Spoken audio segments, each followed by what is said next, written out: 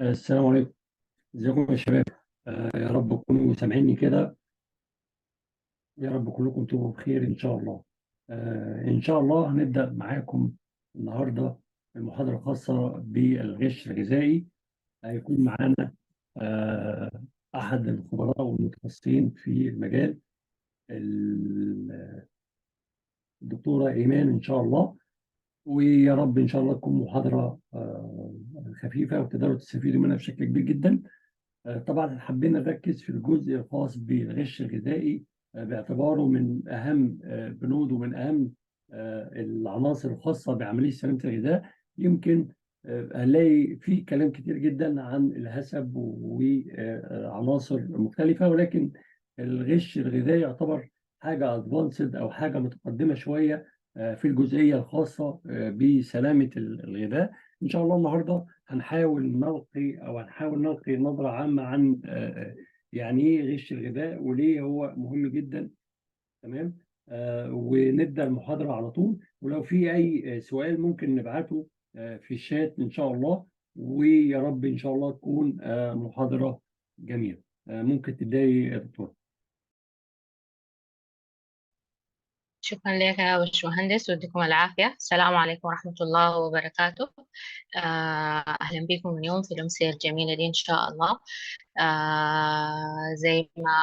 زي ما كان في المقدمة، اليوم هنتكلم عن الغش الغذائي وكيفية تحليل نقاط التحكم الحرجة في الغش الغذائي، وكيفية الوقاية منه باستخدام تقنية أو تول اسمها الفسب، اللي هي Vulnerability Assessment and Critical Control Point. فإن شاء الله نبدأ. لو ما عندكم أي سؤال أو استفسار نبدأ على طول بإذن الله.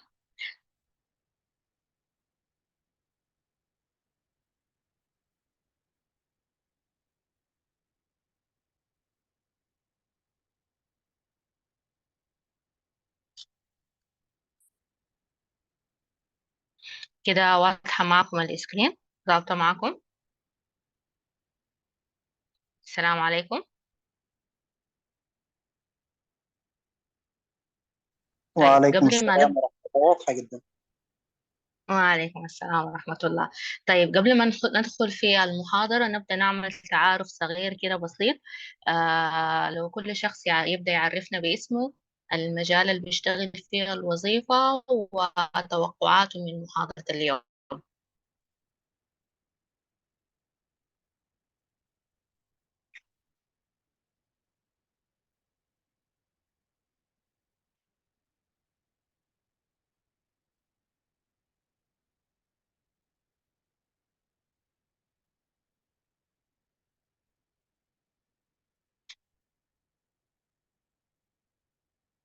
السلام عليكم.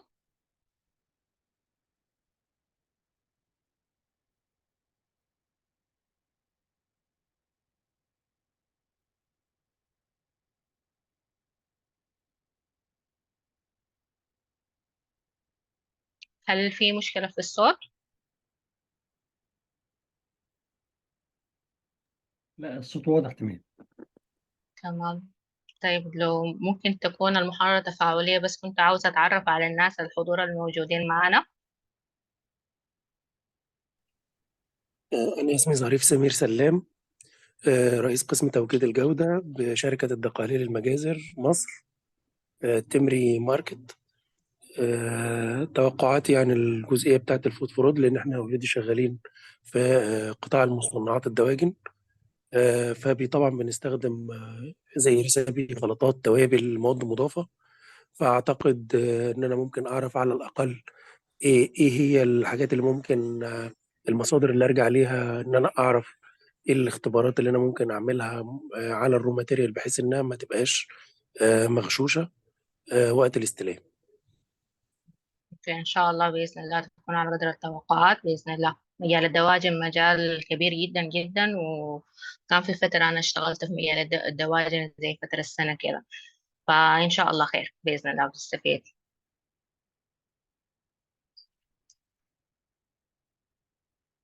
السلام عليكم.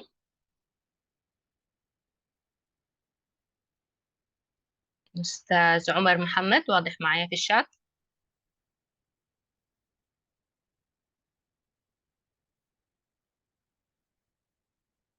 موجود؟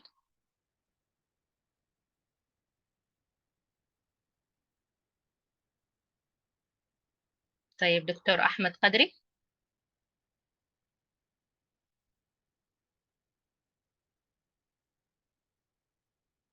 دكتور أحمد قدري.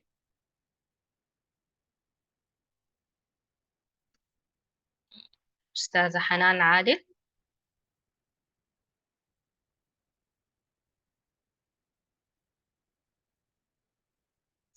أستاذ محمد مجدي. السلام طيب عليكم شكله ورحمة كده أنا الله. حبدأ في عليكم السلام. كويس، في إنسان رد علي أخيرا. أنا مع حضرتك بس يعني مستني بس الضوء. مع حضراتكم محمد اتفضل على مرعي، طول. أخصائي سلامة وصحة مهنية، ولكن يعني بحاول أعمل شيفت كارير. عندي خلفية إلى حد ما عن الفود سيفتي ريكويرمنتس وعن الاف دبل سي تحديدا. فيعني في خلفية عن البسب والتسب. متوقع من الدورة إن شاء الله نشوف إيه الكنترول ميجرز الإضافية اللي نقدر نعمل بيها كنترول على الغش التجاري. إن شاء الله بإذن الله. بإذن الله ما دام أنت عندك معرفة بالاف دبليو اس سي، فأكيد أنت هتكون عندك خبرة أو معرفة بالتقنية حقت الفسب والتسب، وإحنا إيه الكنترول اللي إحنا ممكن نطبقه بإذن الله. خلاص إن إن شاء شاء الله الله. أتوقع مشاركتك معنا بإذن الله إن وتفاعلك شاء الله. معنا أثناء المحاضرة إن شاء الله. زي ما قلنا إحنا اليوم هنتكلم عن الفود فروت، الغش الغذائي. أعرفكم بنفسي أنا أول حاجة. إيمان بخاري، بكالوريوس كيمياء جامعة الخرطوم، حاصل على درجة الماجستير في إدارة الجودة الشاملة والامتياز. أنا كونسلتانت وترينر لأنظمة الحسب والفود سيفتي مانجمنت سيستم والكواليتي مانجمنت سيستم والاتش اس اي. ليد اوديتور لنظام الاف اف سي 22000 والايزو 22000 والايزو 9001 كواليتي مانجمنت سيستم و6 سيجما بلاك بيلت. وايضا انا مطبقه لنظام اليم اف اس اي الخاص بسلسله المطاعم البيتزا هات والكي اف سي، وكنت فتره كنت شغاله معاهم اوديتور في السودان، في لقطاع السودان اللي هو تابع لجنوب افريقيا. شرفنا بكم. الكونتنت اليوم هناخد مقدمة بسيطة عن مفهوم سلامة الغذاء وإيه وكيف طلع مفهوم الغش الغذائي. هنناقش بعض التعاريف، هنتعرف على أنواع الغش الغذائي، وأخيرا هنستخدم التول الفسب Vulnerability Assessment and Critical Control Point. طيب بالنسبة للمقدمة، حاليا إحنا عندنا الفود سيفتي، فود كواليتي، فود ديفense and فود فرود. دي مصطلحات ممكن تكون مرت علينا أثناء خبرتنا المهنية والعملية في تطبيق سلامة الغذاء. فإحنا دا عاوزين نتعمق أكتر، فدار أشوف أنا الفرق بين الفود سيفتي والفود كواليتي والفود ديفense والفود فرود. بمعنى لو سألت سؤال حاليا إنه كنت بسأل عن تعريف الفود سيفتي أو سلامة الغذاء، ما هو سلامة الغذاء؟ فإحنا زي ما بنعرف من خبرتنا إنه سلامة الغذاء هو assurance إنه شنو، إنه الطعام لا يسبب ضرر صحي للمستهلك أثناء عمليات تحضيره أو تناوله على حسب غرض من الاستخدام. وده التعريف جاي من الكودينكس. ده سلامة الغذاء، بمعنى أنا بحافظ على المنتج حقي أثناء عملية التحضير، بمعنى عمليات التصنيع كلها والتداول حتى ما يأخذ من الفارم تو فورك حد ما يجي المستهلك النهائي يتناول المنتج حقه، ما يسبب له أي مرض أو يسبب له أي تأثير صحي أو ضرر صحي عليه. فبالتالي أنا مضمن إنه يكون خالي من الملوثات. اما الفود كواليتي او اللي في الكوركس بتقول عنها الفود سيوتابيليتي، احنا بنتكلم عن مدى ملائمه الغذاء للمستهلك من ناحيه الطعم واللون والرائحه والملمس والتكشر بتاعته. يعني احنا بنتكلم هنا عن الكواليتي كنترول او الفود كواليتي كشكل وكمظهر مدى استساغه الانسان او استساغه المستهلك للمنتج اللي بيتصنع. فهنا كل الحاجات اللي بتحصل، الادلتريشن ممكن يحصل او يحصل لنا اي نوع من انواع التلوث او دمج للبرودكت اثناء مراحل التصنيع المختلفه حد ما يصل للمائده حقت المستهلك، هنا بتكون حاجات غير مقصوده unintentional adulteration، معنى حاجه غير مقصوده تمت عن بغير قصد ونتحكم بها بشنو؟ بالبرامج الاستباقية الأولية اللي هي الBRBs والGMP تطبيق الممارسات التصنيعية الجيدة والجود هايجين براكتس. كل الحاجات دي احنا بنعملها بنطبقها كمنظومة إدارية، بتبدأ بالفاونديشن حقنا اللي هو الGMP والGHB، منها بنطبق نظام الحسب، وبعدها ده بيكون الأساس حقنا وحجر الأساس تطبيق أي نظام إداري لسلامة الغذاء زي الISO 22000 أو FSSC 22000 الBRC وغيرها من الأنظمة المعروفة للفود سيفتي مانجمنت سيستم. فهنا معناها أنا حاجة غير مقصودة حصل تلوث حصل لي للمنتج غير مقصود. لكن الفود فرود الغش الغذائي والفود ديفense الدفاع عن الغذاء هنا للأسف بتكون الحاجة مقصودة. ففي الفود فرود الغش الغذائي إذا أنا سبلاير بغش المستهلك أو بغش الكلاينت بتاعي، بغشه ليه؟ أكيد الهدف حقي هو شنو؟ هدف اقتصادي، أنا عاوز أحقق ربحية معينة، فبالتالي بستخدم الغش، بدعي إنه المادة حقتي فيها مواصفات بتاعت جودة أصلا هي غير متوفرة فيها، لكن بدعي الحاجة دي بضلل المستهلك، فبالتالي بيجي بيشتري المادة دي وبيلقاها غير مطابقة للمواصفات اللي ادعاها السبلاير أو المكان اللي أنا اشتريت منه المنتج الغذائي. فده الغش الغذائي. أما الدفاع عن الغذاء، الدفاع عن الغذاء أو الفود ديفense هو الغرض منه الهارم، الأذية، بمعنى هو شخص illness people باللغة الإنجليزية بيقول لهم هم الأتاكر هنا هو illness people، إنسان مريض يعني عنده مرض في قلبه زي ما بيقول الرسول صلى الله عليه وسلم، بس هو عاوز يأذيك، سواء كان إرهابي، سواء كان منافس لك في السوق، سواء كان شخص معاك شغال معاك في الشركة نوى عليك نية سيئة لأي تصرف من التصرفات اللي ممكن تكون قد تصرفت وفهمت غلط، فقرر إنه يأذيك في أثناء عمليات تصنيعك أو أو يحرق لك المصنع بتاعك أو يسبب لك أذية. فده الفود ديفense. الفود ديفense معناها هي الحاجة الايديولوجيكال دريفن هو الأذية الموتيفيشن. أما الفود فرود الدريفن بتاعي هو اقتصادي، الموتيفيشن هو الجين الربحية. فبالتالي هنا أنا بتكلم عن intentional adulteration، تلوث مقصود للمنتج الغذائي أو تخريب متعمد للمنتج بتاعي. بكده احنا قدرنا نفرق. فالفود سيفتي والفود كواليتي بندرسه بنظام الحسب الهازارد اناليسيس كريتيكال كنترول بوينت. اما الفود ديفense هنعمل دراسه خاصه بها اسمها التسب ثريت اسسمنت اند كريتيكال كنترول بوينت. واليوم موضوعنا عن الغش الغذائي الفسب واللي هو vulnerability assessment and critical control point. ندخل على بعض التعاريف، نعرف هو اصلا الغش الغذائي هو. فالغش الغذائي تعريفه هو عبارة عن كلمة جامعة collective term، كلمة جامعة نعبر بها عن شنو؟ عن الاستبدال المقصود أو الإضافة أو التخريب أو التضليل misrepresentation لفود أو ingredient مكونات الغذاء أو حتى الباكجينج ماتيريال بتاع الفود بتاعي، عشان شنو يحصل لي misleading لي تضليل لي أنا كمستهلك عشان أكسب مكسب اقتصادي.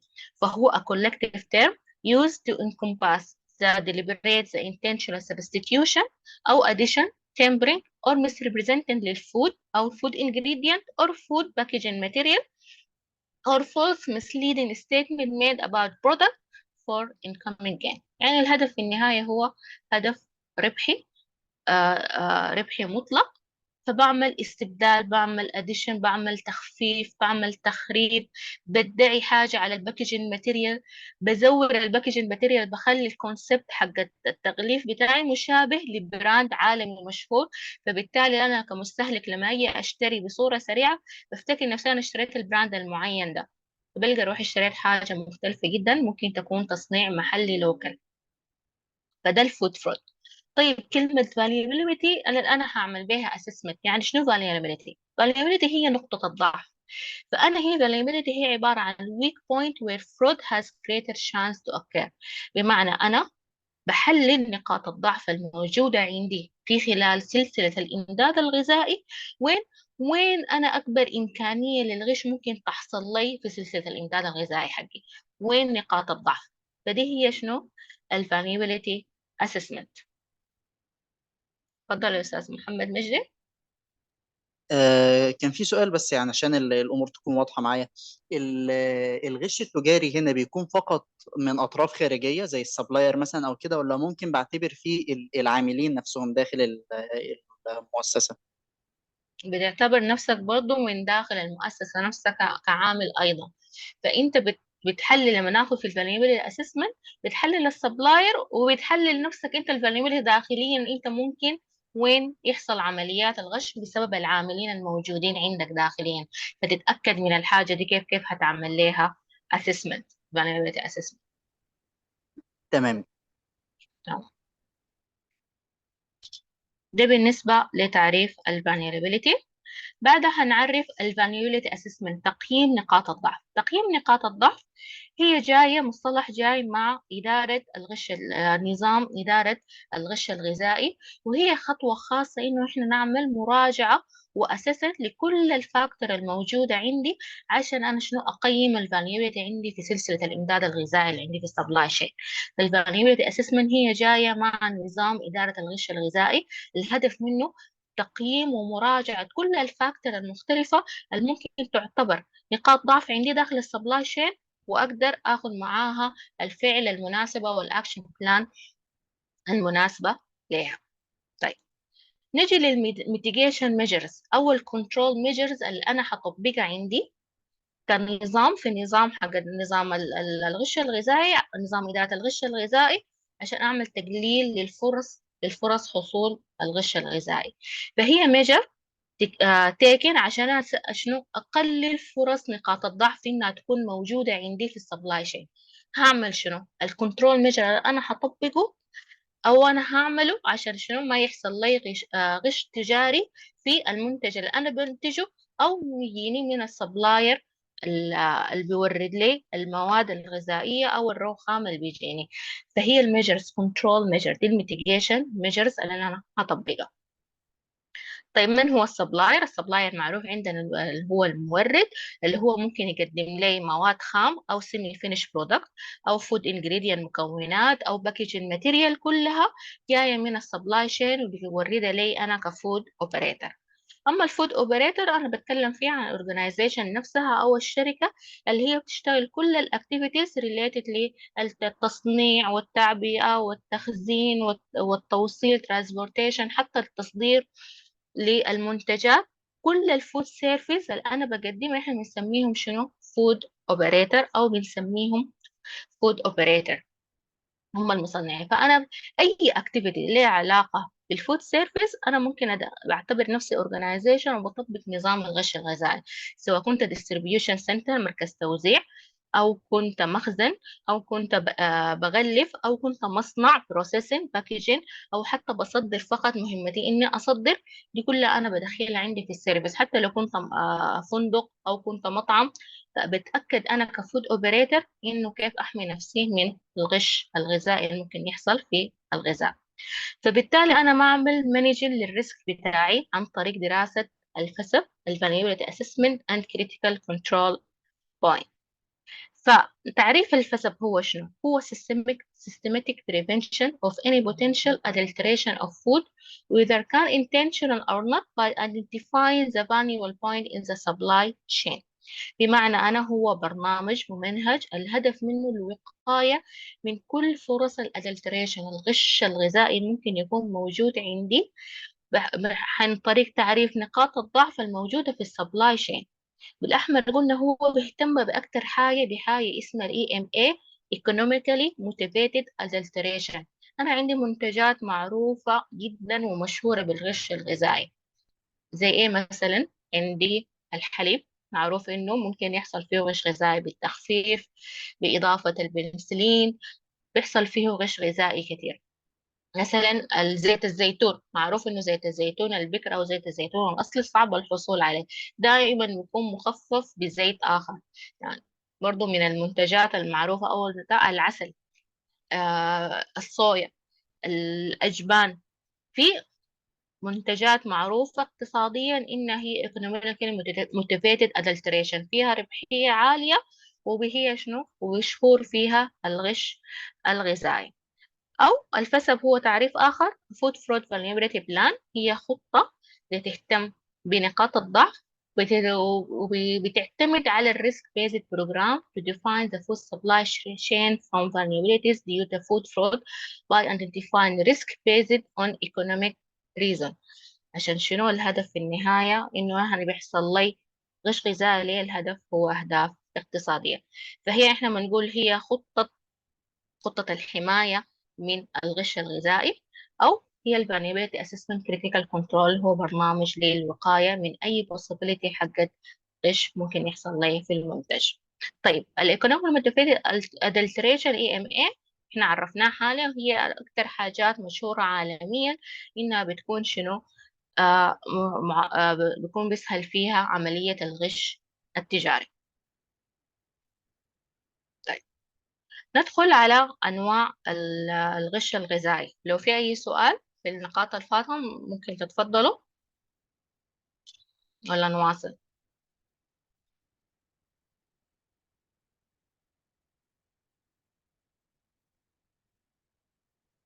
طيب معناها نواصل. طيب أنواع الغش الغذائي، عندنا إحنا 7 أنواع من أنواع الغش الغذائي، اللي هو أول نوع هو التخفيف، substitution، concealment، mislabeling، unapproved enhancement، counterfeiting، والgray marking production، theft and diversion. هنمسك كل نوع من الأنواع وهنعرف. فالديليوشن أو التخفيف هو water down product using non-potable أو unsafe water. إن أنا بخفف المنتج بتاعي باستخدام الموية أو أي عنصر من جنس المادة نفسها، لكن low quality. فبالتالي low quality أو هي تعتبر unsafe، فبالتالي هيطلع لي منتج غير مطابق لمواصفات الجودة اللي أنا ادعيتها. يعني dilution، يعني زي أنا لما أضيف الماء للحليب بخففه، هي حاجة بتكون من جنسها السائلة، ما حيظهر عليه إنه الحليب مخفف، ما حيكون ظاهر عليه، ولما أبيعه للمستهلك ما حيستكشف إلا لما يذوقه أو يركز تركيز شديد إنه فعلا إنه الحليب ده هو حليب مخفف ما مطابق لمتطلبات الجودة اللي أنا طالبة. أو زي ما يبالي قلت أسلفت سابقا زيت الزيتون البث، ممكن أنا أخففه بزيت من جنسه زي زيت الشجرة مثلا تري أويل، أو أي أنواع من أنواع الزيوت التي تري أويل، عشان يظهر إنه زيت الزيتون ده أنا بقول عليه بكر، فبكسب فيه مكسب اقتصادي. طيب عندنا حاجة تانية اسمها substitution، الاستبدال. وهنا الاستبدال إنه بستبدل replacing an ingredient of high value with another ingredient of low value. يعني أنا بدعي إنه مثلا أنا المنتج بتاعي مكوناته كلها high quality وكلها بستوردها مثلا من أوروبا، لكن حقيقة أنا كمصنع جايبة حاجات low quality مثلا من الصين أو كده. ما معنى إنه الصين أنا بتهمها، لكن أنا بتكلم عن إنه أنا بجيب low quality ingredient وبقول أنا بستعملها في المنتج بتاعي. يعني مثلا بستعمل ألوان دي، أنا بقول الألوان اللي بجيبها هي ألوان أصلية جايباها من أوروبا مثلا من ألمانيا ومصرح بها وكل التفاصيل دي وبشهادات. لكن حقيقة لما نجي للحقيقة بلقاها إنه بشتريها من ماركت رخيص في الصين وممكن تكون فيها مشاكل تانية. فهنا دي هي substitution، استبدال high value with another ingredient with lower value. مثلا أنا بستبدل العسل، بقول أنا المنتج حقي من مكوناته الأساسية بكون فيه عسل أصلي، لكن باخد فيه مثلا قصب سكر، السائل بتاع قصب السكر. عندنا الميس ليبلينج، هو أنا بعمل false claim on packaging for incoming economic gain. بمعنى زي أنا بعمل شنو؟ بكتب على المنتج بتاعي إنه عصير مركز وطبيعي 100%، وهو ما عنده أي علاقة إنه طبيعي في 100% ولا أي حاجة، عبارة عن مستحلبات أنا بستخدمها وهو موجود. لكن أنا لما بعته وكتبت في الباكجينج ماتيريال إنه هو عصير طبيعي 100%، وما كتبت في أي كونتنت إنه هو مكون من منكهات ومن مستحلبات ومواد غير طبيعية، مواد صناعية. فهنا ده الميس ليبلينج، نتكلم إنه بكتب كليم على الباكجينج ماتيريال وهي حقيقة غير موجودة عشان أنا أكسب وأبيع المنتج. الكونسيلمنت اللي هو شنو؟ هو التزوير، hiding the low quality of food ingredient or product. اتفضل يا دكتور ظريف.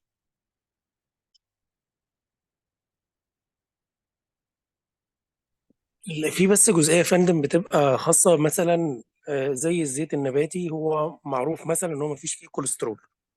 يعني اي زيت نباتي تركيبيا هو في حاجه فيتوستيرول.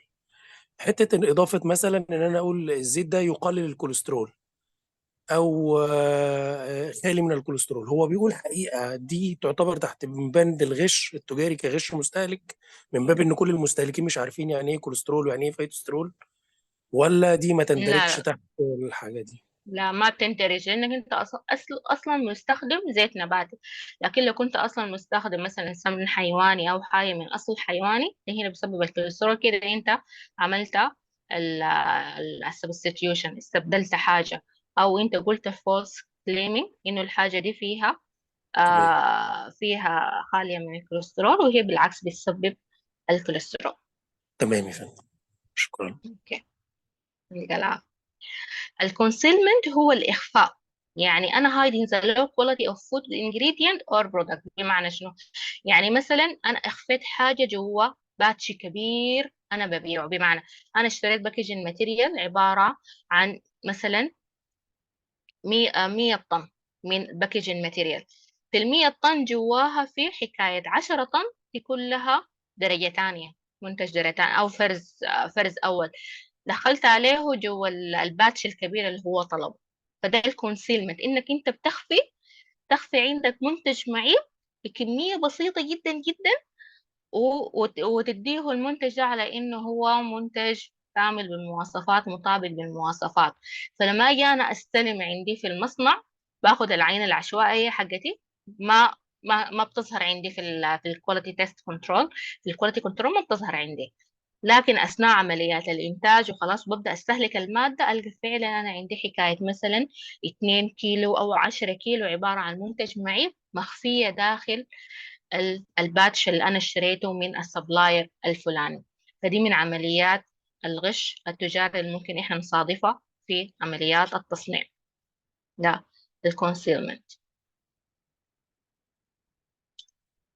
فهو بيعتبر نوع من أنواع المسليبلينج أو الاستبدال.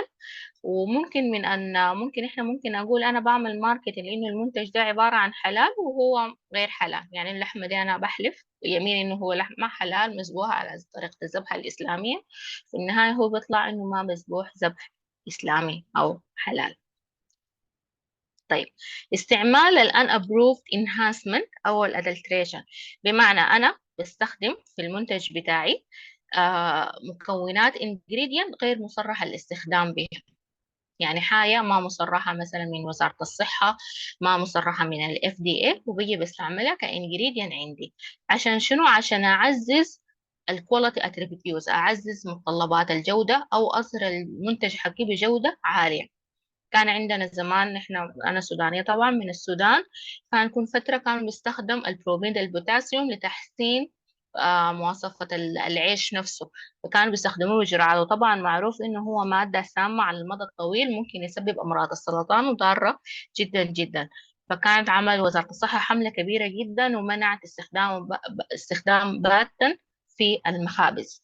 فدي من شنو؟ من الحاجات الغير مصرح بها إنك أنت ممكن تستعملها عشان تعزز مواصفات الجودة أو أي جودة في المنتج الغذائي اللي أنت بتصنعه، تستحمل حاجة غير مصرح الاستخدام بها. آه، ف reduce ال quality أو food safety risk for الكونسيومر. ففي الحتة دي إحنا بنخاف من المواد الغير مصنح بها، لأنك أنت بتعمل شنو؟ تزيد الفود سيفتي ريسك للكونسيومر والمستهلك. في منها بعض الحالات كان بيعملوا إضافة للميلامين للحليب عشان يزيد النيتروجين ليفل، أو استعمال الألوان الغير مصرح بها. الكاونترفيتنج معروف هو التزوير انك انت بتاخد براند معينة، زي براند مثلا نتكلم مثلا عن الشوكولاتات، مثلا شوكولاتة جلاكسي، اللون البني وطريقة كتابة كلمة جلاكسي وكده. بيجي مصنع بيعمل نفس الباكجين ماتيريال ونفس الألوان، حتى طريقة كتابة كلمة جلاكسي ممكن تكون كلمة تانية، لكن لما بالنظرة الأولى بتحس نفس الحروف، أو بتحس إنها بيهيأ لك إنها نفسها. فأنا كمستهلك بفتكر إنه دي شوكولاتة جلاكسي أنا اشتريتها، بشتريها بتفاجأ إن طعمها نفس الطعم، لما أركز فيها بلقاها إنها منتج مختلف تماما، ومصنع مثلا يكون صناعة محلية وهو أصلا مثلا منتج مستورد مفروض يكون. فده الكاونتر فيتنج، إنك أنت بتزود يا بتسرق الوصفة، ريسبي معينة. مثلا عندنا وصفات معينة لمصانع كثيرة، مثلا عندهم وصفة، مثلا ناس KFC، بيتزا هات، هارديز، زي اللي عندهم سر الوصفة. تسرق الوصفة بتاعتهم وتستخدم نفس الكونسيبت لغرض الربحية التجارية. هنا بتكلم عن نفس الوصفة لكن مش حاجة مشابهة لها، يعني في النهاية البروست هو البروست، لكن انت لما تاخد نفس الكونسيبت، نفس طريقة البراند، حتى كتابة الحروف، الألوان، ونفس التصميم، ده بيعتبر نوع من أنواع التزوير الكاونتر فيتنج. فكوبين براند نيم، الباكجينج كونسيبت، الريسيبي أو البروسيسنج ميثود، دي احنا بنعتبرها من التزوير. واخر نوع هو النوع السابع اللي هو الجراي ماركت. الجراي ماركت انك انت تشتري منتج مسروق او منتج يكون غير معروف او غير مصرح به، انت بتشتريه تلقى سعره رخيص، او جايك من سيرت بارتي ما معروف من وين، جابوا لك بطريقة مشبوهة واستعملته في التصنيع بتاعك. فده من آخر نوع من أنواع الغش الغذائي. في أي سؤال في السبع أنواع؟ لو سمحت، بس كان في حالة يعني شفتها قبل كده، في اتفضل. بعض أنواع المخبوزات بيكتبوا على العبوة بتاعتهم إن المنتج مدعم بفيتامين بي ومدعم بالحديد وكذا. هم ما بيضيفوش أي فيتامينز إضافية، ولكن هم بيقولوا ده بفرض إن القمح نفسه بيحتوي على حديد ويحتوي على فيتامين بي. ده يعتبر غش يعني يقع تحت الفود فرود ولا لا؟ لا، بيقع تحت الفود فرود، لأنك أنت هنا بتقول كليم، بتدعي إنه المادة دي فيها مدعمة وهي ما مدعمة. لأنه معروف التدعيم للقمح أو بتاع، معروف أنت بتضيف نسبة معينة من فيتامين A، يكون معروف عندك على حسب وزارة الصحة بتقول وبتضيفه. لكن الحاجة جاية طبيعية دي هي نسبة أصلا ما بتأثر التأثير المعروف به. بالعكس، لو كان هو نفس التأثير ما كان في حملات للتدعيم الغذائي بالذات للقمح والمخبوزات. هو ده طيب. بيعتبر فولس كليم، انت بتدعي حاجة واصلا هي ما موجودة. طيب، نقطة كمان، الغش في الأوزان. يعني لو كاتب إن العبوة بتاعتي تقريبا 1000 جرام ولكن هي في الواقع 950 مثلا، ده يعتبر برضه فود فرود ولا لا؟ هنا في اللحظة دي انت بتدخل في الليجل ريكوايرمنت بتاعك. الليجل ريكوايرمنت عندهم ليميت معينة بلس ماينس، انك انت بتزيد عن 1000 جرام مثلا 10، مثلا بوينت 1، او حدي 10 زائد او ناقص. فده على حسب المواصفة المحلية بتاعتك انت في البلد. يعني مثلا احنا في السودان عندنا 10 ماينس بلس، يعني حد ماينس 10 انت ما عندك مشكلة، يعني حد ليها ريفرنس 990. معين أو حاجة، ولا أقدر أجيب الريكوايرمنت منين؟ الريكومند دي بترجع من وزارة الصحة عندك هناك في مصر، بتشوف الريكومند بتاعتك. حتى لما يجي مفتش الصحة مش بياخد منك 10 عينات وبيوزنها. مهم. في صناعة الزيوت بياخد الزيت مثلا وبتأكد من الفوليوم بتاعه، فهو عنده ليميت معين معروف. فعلى حسب قانون البلد بيكون عندك الحاجة دي موجودة. لكن مرات بيكون في حاجة شاذة جدا، يعني مثلا انت بتقول انت بتبيع 1000 جرام وهي تطلع اصلا 800، ففرق شاسع. فرق شاسع ده طبعا بيعتبر غش. لكن انه طيب، طبيعة يقع تحت العملية أنه بند من التصنيعية اصلا بيكون فيها اللي احنا بنسميها التوليرانس. عندك توليرانس انت ممكن تتحرك فيه بلس ماينس. أوكي. طيب، دوت الغش في الوزن يقع تحت أنه بند من الأصناف السبعة؟ البند بيخش في داخل التزوير، انك انت ادعيت انه مادتك دي وزنها 1000 جرام وهي اصلا ما مكملة 800 جرام مثلا، فانت زورتها. كلير. شكرا. اوكي. دي الحاجة الأساسية. وإحنا كبراكتيشنر، يعني في ككواليتي مانجر، دائما إحنا بننصح المينتنس تيم وفريق الأوبريشن إنه يزيد في الوزن أحسن مما يقلل. فيقولوا أنت تمام. الميزان خلي التولرنس بتاعك زيادة، عشان لو قدر الله حصلت أي مشكلة أنت ما تطلع برا الليميت بتاعك. طيب. إن شاء الله. في سؤال ثاني؟ شكرا جدا لك. ندخل على برنامج ال Vulnerability Assessment Critical Control Point. طيب، عندنا خطوات. الخطوة الأولى هي step 1 assemble the FASAP team، نحمل التيم. 2 نشوف الرو ماتيريال والانجريدينت، نعمل لها ريفيو. 3 السبلاير ريفيو. الخطوة الرابعة نعمل الفاليبيليتي اسسمنت، تقييم نقاط الضعف. الخطوة الخامسة نحدد وين الكريتيكال كنترول بوينت الموجودة عندنا في السبلاي تشين. الخطوة السادسة نحدد الاكشن بلان والكوركتيف اكشن. الخطوة السابعة اللي قبل الأخيرة هي الفيريفيكيشن، وأخيرا الدوكيومنتيشن ريكورد كيب.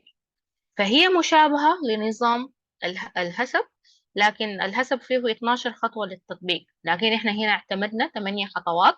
حاولنا انه نلخص الفسب في 8 خطوات عشان احنا لسهولة تطبيق البرنامج. طيب، نبدأ أول حاجة بالتيم، إذا فسب تيم. التيم طبعا هنا احنا في اللحظة دي نتكلم عن شغل بتاع سبلاي تشين، لوجيستيك، ريكرومنت، مخازن.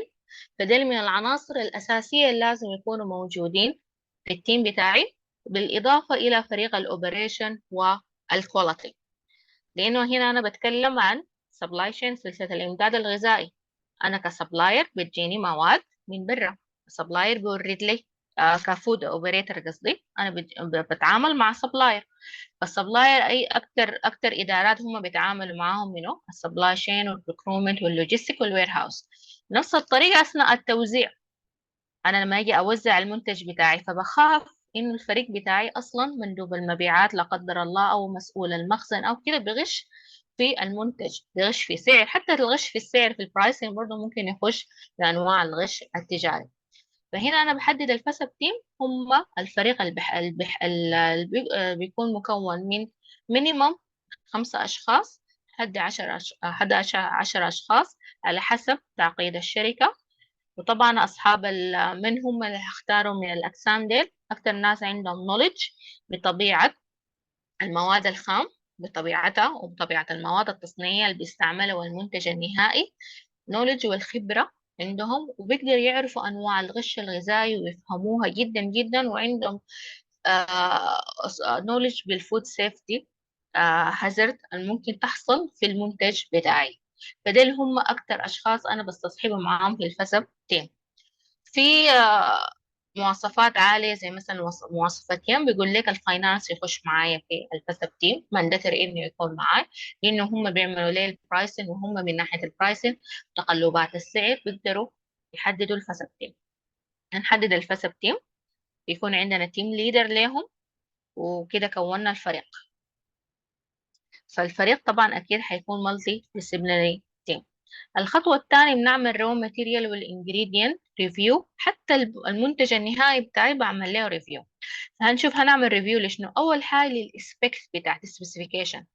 في الحسب هناك لو قارنا بقول لك اعمل ديسكريبشن للبرودكت بتاعك، لكن هنا أنا باخد سبيك سبيسيفيكيشن. الفيزيكال ريكوايرمنت بتاعتي للمنتج حقي هي الكيميكال والبيولوجيكال، سواء كان أنا عندي رو ماتيريال بستوردها بجيبها من مورد معين، أو المنتج بتاعي مواصفاته الفيزيائية من ناحية اللون، الطعم، الملمس، الرائحة، خواصه الكيميائية وتفاعلاته، وأنا بقدر أعرف كيف ولا لا، والخصائص البيولوجية بتاعته. حددت الإسبكت، بحدد إنه المنتج حقي أو المادة بتاعتي أنا بستخدمها أو السبلاير الرو ماتيريال هل هي مادة موسمية ولا لا. لأنه لو اشتريت المادة ما في غير موسمة معناها ممكن يكون عندي علامة استفهام، هل بيستعمل أسمدة غير مصرح الاستخدام بها. في تفاصيل كثيرة ممكن تزيد احتمالية الغش إذا أنا اشتريت المادة ما في السيزون بتاعها. هل هي موجودة عندها جريد معينة، يعني عندي منتج درجة أولى، درجة ثانية، درجة ثالثة، زي مثلا الفراخ وكده عندهم مثلا حاجات فرز أول وعندهم درجة ثانية، وعندهم الفراخ اللي أصلا هم بيبيعوه كمنتج الأساسي بتاعهم. فهل هم عندهم جريدين ولا ما عندهم جريدين؟ فدي هنا أنا ممكن احتمال يحصل لي كونسيلمنت إخفاء، أو يحصل لي احتمالية استبدال substitution high quality below quality product. دي في المخاطر حقت الجريدز. هل المنتج اللي أنا بشتريه أو الرو ماتيريال الانجريدينت اللي أنا بشتريها هل فيها تقلبات بتاعت أسعار بصورة ما معقولة؟ يعني حاليا احنا عندنا الريسك بتاع الدولار، فعلا المنتجات طالعة نازلة في السوق، لكن في حدود عندنا توليرنس معقول. لكن لو فجأة السعر حقها هبط جدا بطريقة ما مفهومة والناس اشترت، أكيد حتكون أنا بس بعمل علامة استفهام ليه حصل الفلكسويشن ده في البرايسنج. وهل الماتيريال حقتي هاي ماتيريال فاليو كوست، يعني زي الزيوت، زي الحليب، زي القمح، دي كلها منتجات الفاليو حقتها عالية جدا.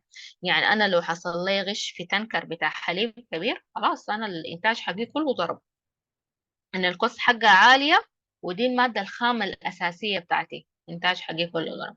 لكن لو كانت مثلا نوع من أنواع المحسنات أو الألوان اللي ممكن نستعملها بكميات بسيطة جدا جدا، فهي low value cost، لكن ممكن يكون تأثيرها عليه عالي.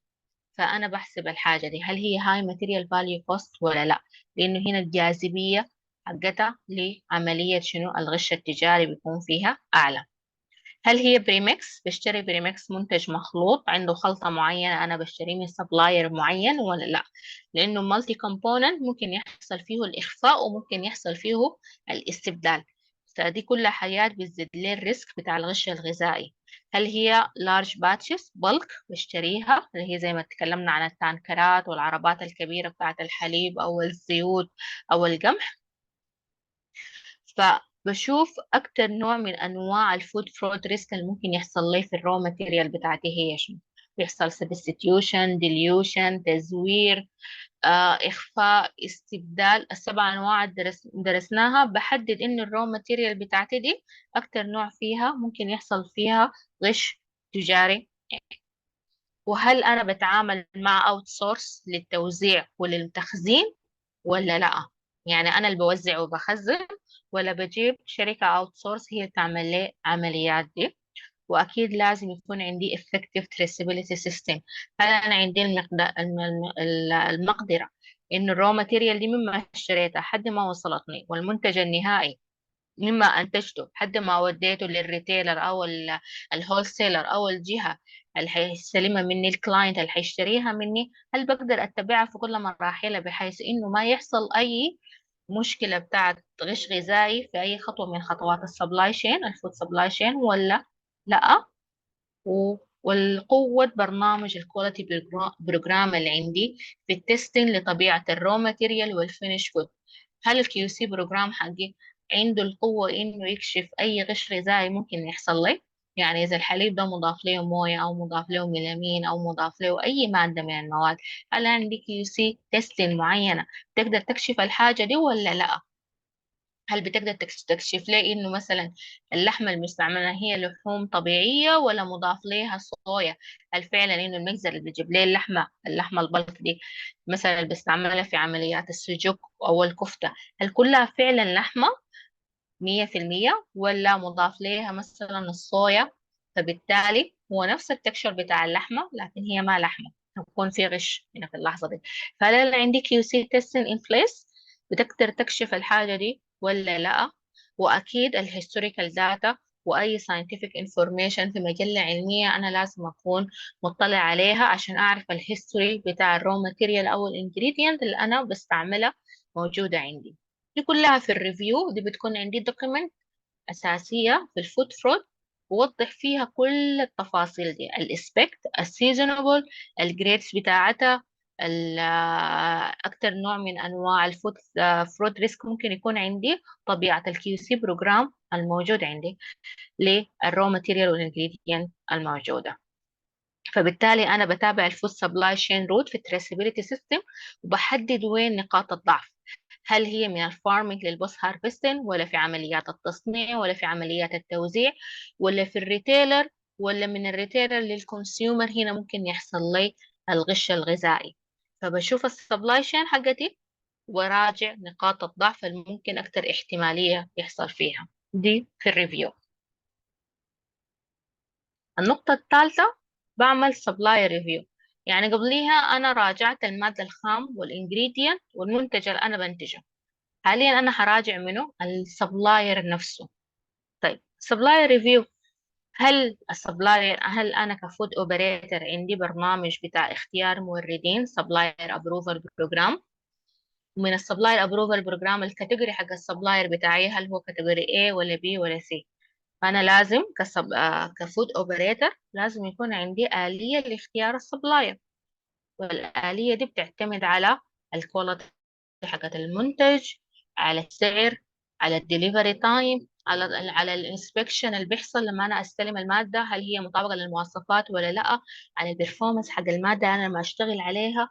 فده كله اسمه السبلاير سيلكشن اند ابروفال بروجرام. هل البرنامج ده مطبق عندي كفود اوبريتور ولا لا؟ من الريفيو بتاعته واشوف الهيستوري بتاع السبلاير. هل السبلاير ده قاعد في دولة يعني موثوق بها، ولا من الدول المشهورة بعمليات الغش الغذائي؟ هل السبلاير وسيرتيفايد لأي من برامج الايزو بروجرام زي الايزو 22000 اتليست؟ هل هو عنده هاسا بلان ان بليس او جي ام بي وجي اتش بيز مطبقة؟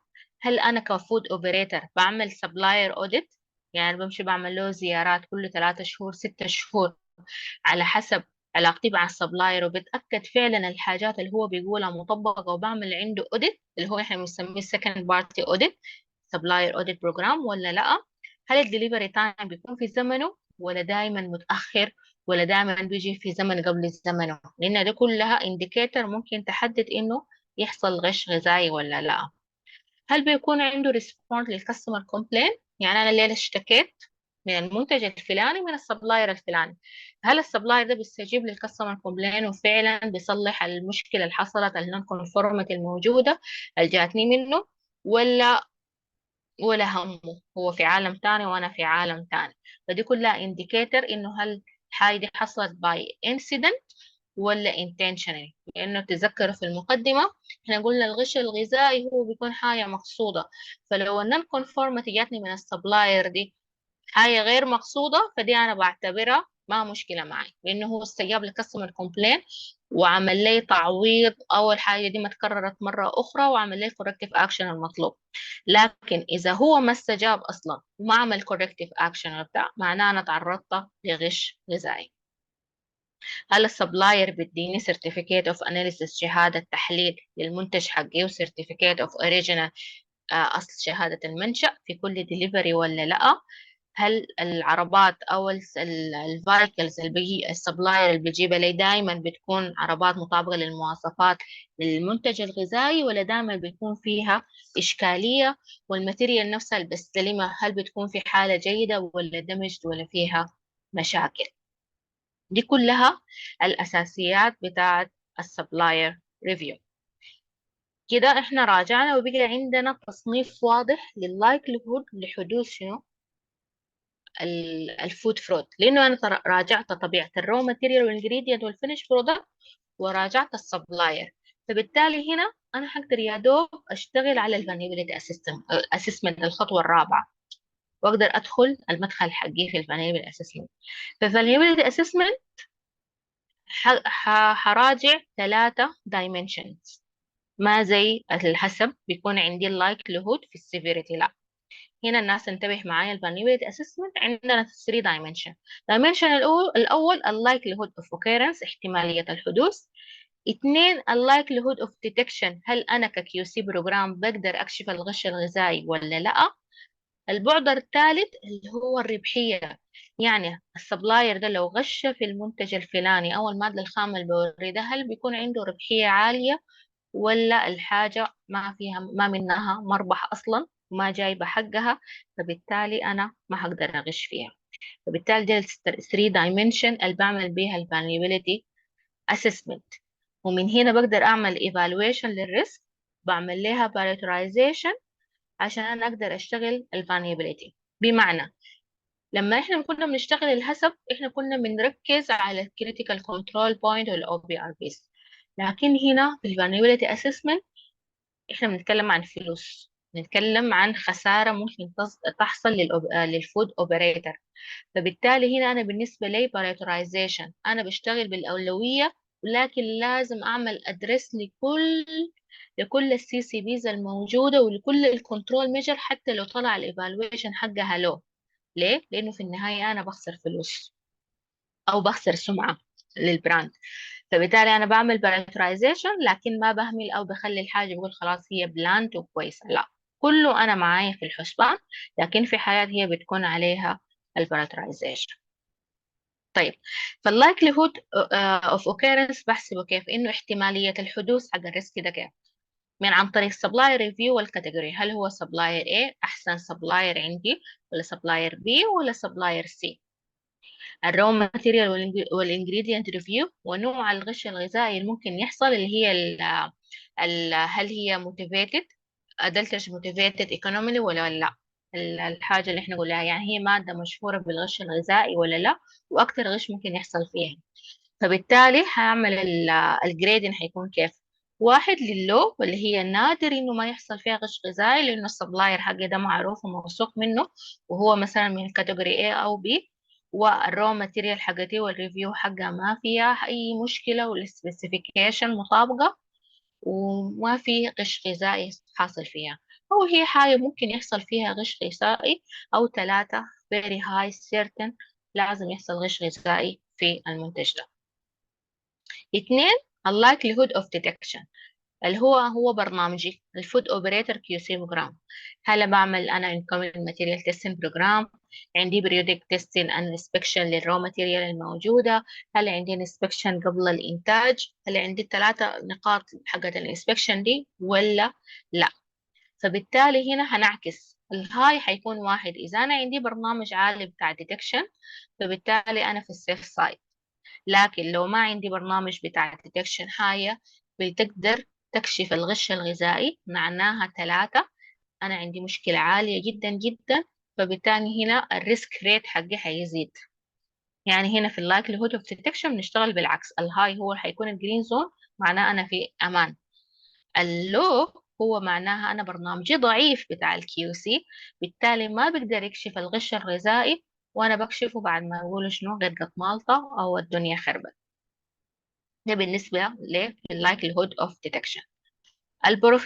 البروفيتابيلتي بتعتمد على إنها EMA economically motivated adulteration ولا لا. هل الحاجة دي بتعمل لي ربحية عالية ولا لا؟ إذا no economic gain معناها واحد أصلا يعني لو حصل فيها غش أنا هكشفها وربحيتها أصلا هي ضعيفة جدا، يعني ما زي لما تكون رو ماتيريال أساسية زي العسل أو زي الحليب أو زي القمح، لو حصل فيه أي غش معناها أنا خسارتي كبيرة جدا جدا ك food operator. أو هي متوسطة أو هي ثلاثة certain gain and profitable مادة ربحية هي high value cost. هذه البروفيتابيلتي. فبالتالي بعمل الجدول زي ما انتم شايفينه كإكسل شيت زي ما انتم واضحة عندكم. أول جدول ده بحدد اسم الرو ماتيريال بتاعتي، نوع الفود فروت تايب اللي ممكن يحصل لي من السبع أنواع، السبلاير كاتيجوري هو A ولا B، الكرنت كنترول ميجر والله عندي QC inspection program upon delivery، عندي supplier audit، عندي periodic inspection برضو في المخزن، وقبل ما أبدأ إنتاج بعمل inspection ثالث، فهل الكنترول ميجر عندي مفعل ولا لا.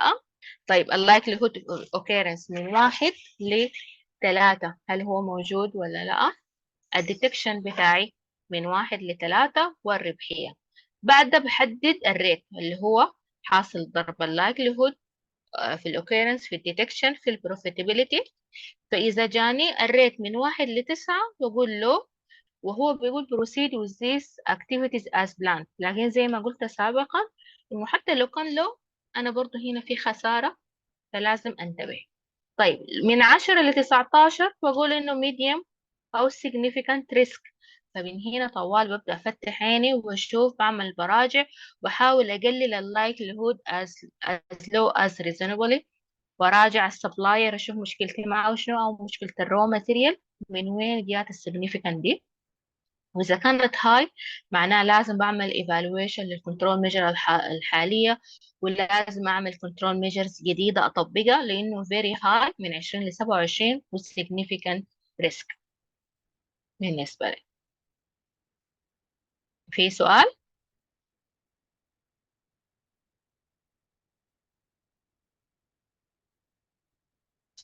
في النقطة دي؟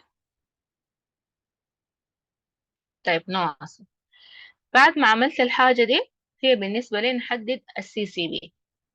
السي سي بي هي حتكون هي السيجنيفيكانت ريسك، يعني بعد الايفالويشن الريت اللي بيجيني في المنطقة الصفراء الحمراء هي بالنسبة لي ده السيجنيفيكانت ريسك، وهي السي سي بي الكريتيكال كنترول بوينت، هي الفانيبيليتي او نقاط الضعف اللي عندي الموجودة في السبلاي شين بتاعتي، سواء كانت رو ماتيريال او فينيش جود. يعني انا هنا في الجدول بتاعي هعمل سلاش رو ماتيريال وفينيش جود، هشوف الفود فروت تايب، السبلاي كاتيجوري كنترول ميجر، بحدد السي سي بي.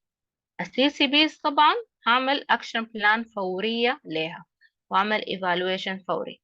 فالاكشن بلان هتكون بحدد فيها المسؤولية، الكنترول ميجر الجديدة اللي هطبقها، والفريكونسي بتاعتها، والكوركتيف اكشن الفعل التصحيحي. معروف عندنا الفعل التصحيحي هو شنو، والفرق بينه وبين التصحيح. التصحيح انه كيف ارجع البرودكشن او برجع عملية الانتاج لوضعها السابق، يعني بعالج حالة عدم المطابقة.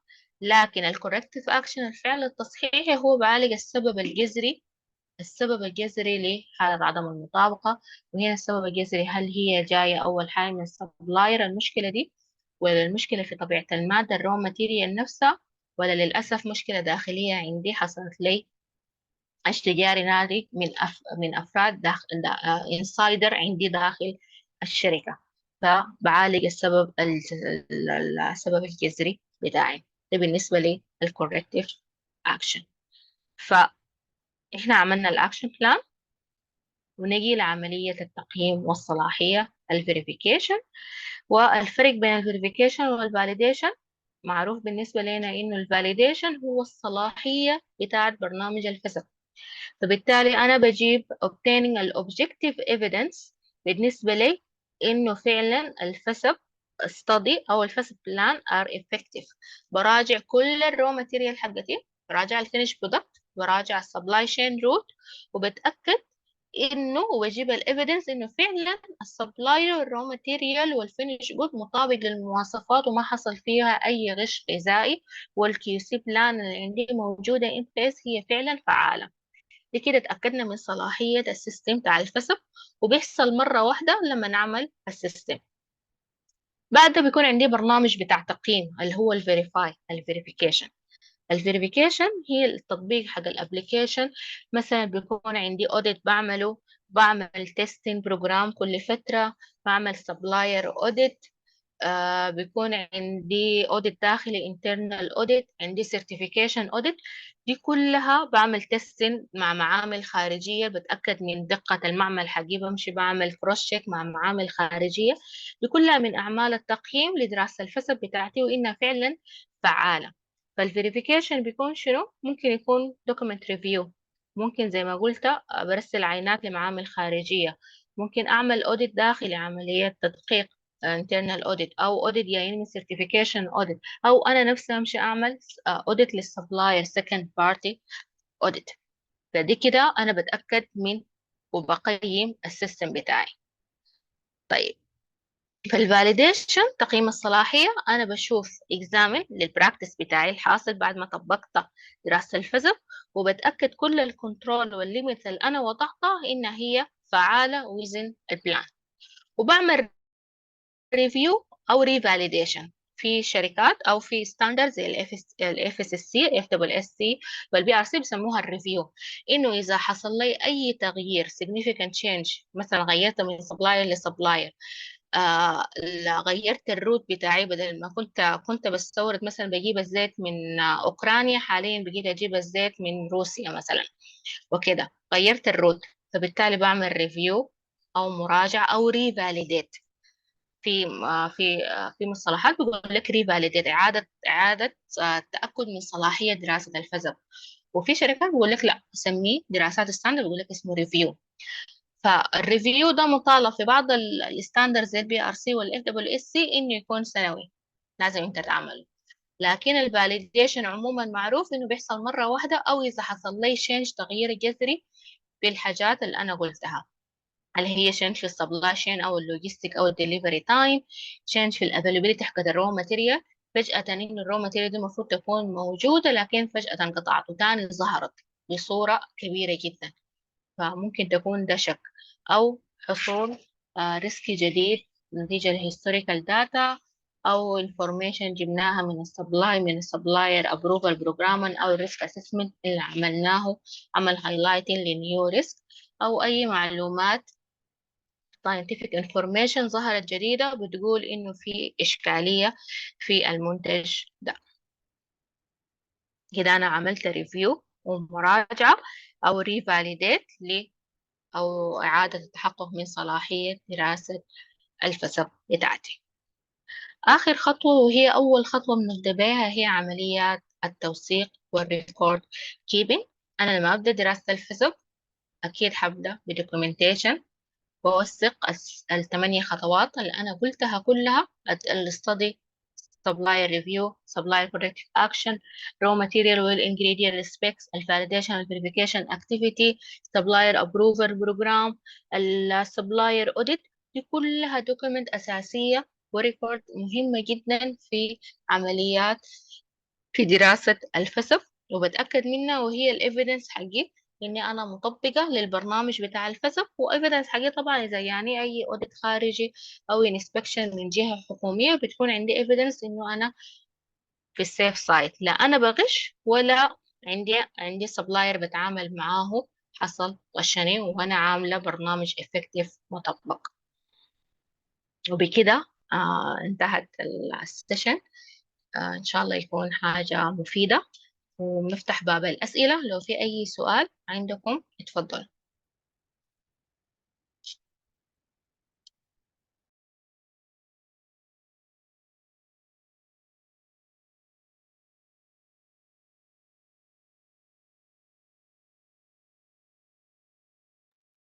اتفضل أستاذ محمد ميدي. كان في بس استفسار، هي الفود فرود نقدر نعتبره كفود كواليتي ولا فود سيفتي؟ الفود فرود؟ ايوه. أيوة، لا هو لا فود سيفتي ولا فود كواليتي، لأنه الفود فرود بيكون intentional، حاجة مقصودة. اوكي، لكن يعني الفود سيفتي أو الفود كواليتي هو عبارة عن شنو؟ عن حاجة غير مقصودة. ده الفرق الأساسي بيناتهم. لكن الحاجة اللي ممكن يجتمعوا فيها هما الاثنين، بيجتمعوا إنه أنا ممكن أضيف ملوثات، مواد بتضرر بي صحيا، او بعمل انهانسمنت للكواليتي حقت المنتج. يعني بشتغل على الباراميتر بتاعت الكواليتي الكنترول، اللي هو بعزز اللون ولا الطعم ولا اللون ولا الملمس، بشتغل على الكواليتي باراميتر، او بعمل ريسك للمستهلك النهائي انه بضيف له ماده مضرره. دي الحاجه اللي بيجتمعوا فيها مع الفود سيفتي والفود كواليتي. لكن الفرق بيناتهم انه ده مقصود وده غير مقصود. طيب، يعني لما باجي اعمل ريسك اسسمنت للفسب، بيكون يعني باخد بعين الاعتبار فقط الغش اللي هيأثر على سلامة المنتج، ولا الغش بشكل عام؟ حتى يعني لو ضفت عشان ميه للحليب، الحليب ما زال سيف، يعني هو هيكون له كواليتي ولكن هو ما زال آمن. ده يعتبر لكن فود فرود. بيأثر على الكواليتي. اوكي.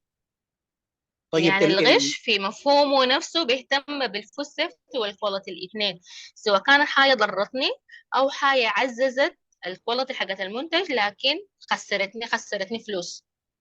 مهم. طيب بالنسبة للسيرفيس بروفايدرز، اقدر ادخله معايا في الريسك اسسمنت ولا لا؟ السيرفيس بروفايدر اللي هم ممكن يكونوا اوت سورس انا بتعامل معاهم، يعني مثلا شركة توزيع ديستريبيوشن سنتر او كده، اكيد لازم يدخلون في الريسك اسسمنت، لانه ممكن يكون عندهم مثلا مندوب بيع او حاجة ممكن يعمل إخفاء لمنتجات معيبة ويدخلها في نفس الشحنة ويبيعها. يعني مثلا يكون عندك راجع، الراجع ده يمشي يبيعه في السوق في منطقة تانية، صح؟ مهم. تمام. طيب يعني طب دوت اقدر اعمل عليه كنترول ازاي لو هو خارج المؤسسة عندي؟ بالأجريمنت، كونتراكتنج أجريمنت، إنك طيب ما هو تفرض عليه لو مثلا هيغش هو عقوبات، تفرض عليه ورنتي، مهم. تشتغل بالتامبر ديتكشن. يعني مثلا قزاز المية، مش في قزازة مية انت مقفولة من فوقيها في زي بلاستر كده، حاجة طاقة فيلم كده فوقه، دي حاجة اسمها التامبر ديتكشن. بعرف انه العبوة دي ما حصلت فتحت قبل كده، فلو ما لقيت الغلاف الخارجي ده بعرف انه العبوة دي انفتحت او في سبلاير او في شركة تانية اتعاملت بالمنتج ده، اللي هي التامبر ديتكشن. وبرضه بالسبلاير اوديت، انه بعمل لهم اوديت كل فترة، كل 3 شهور، كل 6 شهور، على حسب هو بالنسبة لي التعامل معاه كيف، وبتأكد فعلا انه الحاجة اللي هو بيقولها مطبقة. تمام. طيب اذا كان مقدم الخدمه يعني هو مش داخل معايا في البروسيس، يعني مثلا على سبيل المثال شركات البيست كنترول، لو هو مم. ما التزمش بعدد الزيارات اللي بيجي، احنا العقد بتاعنا بيقول ان هو بيجي زيارتين في الاسبوع، ولكن هو جه زياره واحده في الاسبوع وضرب الريبورت بتاع الزياره الثانيه، ده هيأثر عندي على المنتج، آه، ده اقدر اعتبره كفود فرود ولا لا؟ لا لا، البيست كنترول ما عنده علاقة ببرنامج الغش الغذائي. البيست كنترول ده له علاقة بالفود سيفتي بروجرام اللي عندك، والبري ريكوزيت بروجرام، الجي ام بي والجي اتش بي. لكن انت لو عندك بس كنترول، يعني شركة بتاعت بس كنترول هي ما مطابقة، انت على طول غير لشركة تانية. مهم. يعني انت في النهاية لازم تعمل فيريفيكيشن، تتحقق من انه فعلا الافعال. عشان كده دايما بقول لك الريبورت بتاع البيست كنترول لازم يكون من الحاجات اللي احنا بندقق عليها، بيكون موقع من جهتين، موقع من الشركة، وموقع من الانسبكتور بتاعك انت، الكيو سي انسبكتور حقك او الكيو اي انسبكتور بتاعك. هما الاثنين موقعين متفقين انه فعلا السيرفيس دي حصلت، وحصل فعلا تشيك، او حصل رش، او حصل المهمة الاجريمنت بتاع البيست كنترول اكتيفيتيز اللي انتم متفقين عليها. مهم. حتى لو كان الغش فيه يعني لو بيقول لي مثلا بيستخدم ابروفد كيميكال، ولكن الكيميكالز اللي بيستخدمها هي مش ابروفد ولا حاجه، جايبها من اللوكال ماركت. ما في اللحظة دي انت بتطلب الماتيريال سيفتي بتاعت الشيء، والرخصة بتاعته، انه فعلا عنده رخصة، والترخيص حق المادة نفسها، دي من الدوكيمنت الأساسية. اوكي، لا انت هو يعني كان كان ككيو في اي كيس. مانجر، اي شركة بس كنترول انت بتتعامل معاها بتطالبه انه يديك الماتيريال سيفتي بتاعت الشيء، ويديك الدوكيمنت اللي بتثبت انه المادة اللي بيستعملها دي مصرحة من وزارة الصحة او من الوقاية، بتاعت الوقاية والنباتات مثلا، تكون موجودة الشهادة حقتها إنها موجودة، واسمها أبروفد إنه يستعمل. بتكون في قائمة كده عند الوزارة، بيكون موجود فيها كل أنواع المبيدات المصرح استخدامها داخل مصر مثلا أو داخل السودان. فهل هي تبع القائمة دي؟ لازم يجيب لك الدوكيمنت دي، لو جابها معناه خلاص هو الحياة اللي بيستعملها أبروف. ايوه هو فدي ممكن من يعني الحاجات هو الأساسية أنت كواليتي مانجر لازم تكون عندك. مم. كان في كيس ان هو هو كان معاه الابروفد من الاس اف بي اي، من هيئه الغذاء والدواء السعوديه، ولكن ما كانش بيستخدم كل الزيارات، ما كانش بيستخدم نفس الكيميكالز، كان اوقات بيعمل زي ميكس بحيث ان هي يخفض في التكاليف او كذا. مم. ده يعتبر دي غش. حاجة طبعا. ايوه ده بيعتبر غش، لكن ده غش في حالة ما غش غذائي، لكن هو فعلا هو غشاش في اللحظة دي، وانت من حقك توقف وتاخد معه الإجراء القانوني، وتزود عملية الكيو اي، يكون الديتكشن حقه عالي. يعني الانسبكتور او الكيو اي او الكيو سي المسؤول من البيست كنترول بروجرام لازم يتأكد انه فعلا طبيعة البيست كنترول بستيسايد اللي بيستعملها فعلا مطابقة للمواصفات ولا لا، ما يكون فيها غش. شكرا جدا لحضرتك. يديك العافية، تسلم. في أي سؤال آخر؟ بخصوص الماتيريال، معلش انا يمكن بطمع شويه. الماتيريال دي اتفضل. ممكن تترفع للجروب عادي ولا تبقى ممنوعه، بحيث ان تبقى مرجع نقدر ان احنا نرجع ليه عموما في الريسك اسسمنت او في الجزء الخاص بالفولنربيلتي اسسمنت كده. لا لا، ما مشكلة، إن شاء الله برسل لكم الماتيريال في الجروب بإذن الله.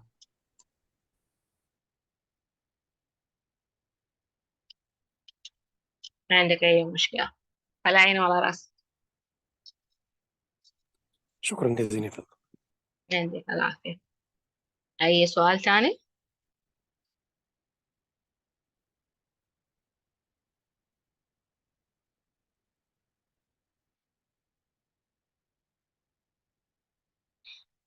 كده احنا تمينا ساعة بالضبط الحمد لله، وإن شاء الله بنختم اليوم إذا ما في أي سؤال، ونلتقي بكم في محاضرات تانية بإذن الله. شكرا جزيلا لكم، وشكرا على مشاركتكم معنا، وإن شاء الله كانت حاجة وجبة دسمة لكن يعني كانت مفيدة بإذن الله.